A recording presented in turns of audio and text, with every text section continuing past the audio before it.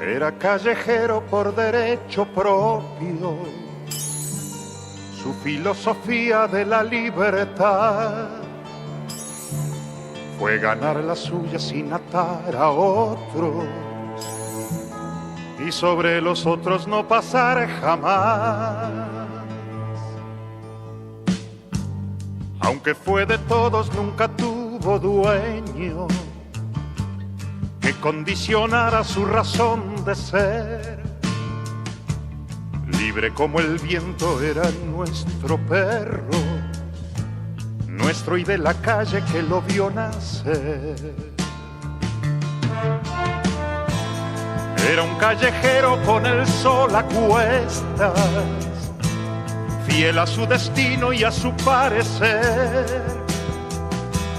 sin tener horario para hacer la siesta, ni rendirle cuentas al amanecer. Era nuestro perro y era la ternura que nos hace falta cada día más.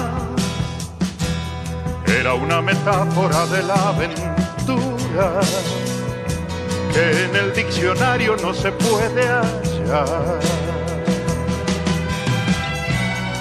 Era nuestro perro porque lo que amamos lo consideramos nuestra propiedad.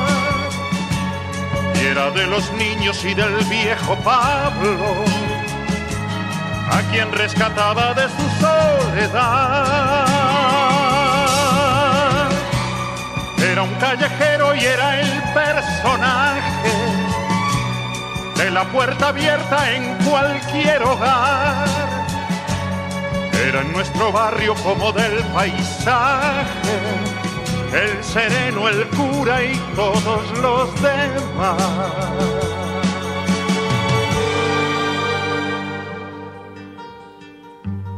Era el callejero de las cosas bellas y se fue con ellas cuando se marchó.